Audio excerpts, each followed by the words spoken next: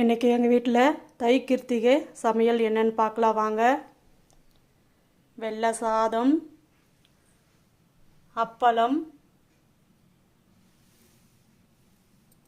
ஜவ்வரிசி சேமியா பாயாசம், பொங்க சாதம்,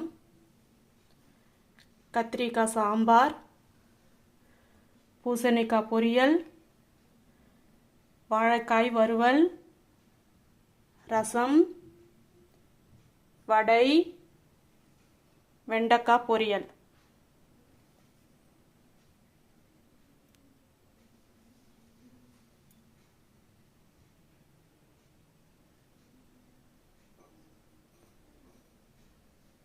இதுதான் இன்றைக்கி எங்கள் வீட்டில் நாங்கள் தை கிருத்திகைக்கு செஞ்ச சமையல்.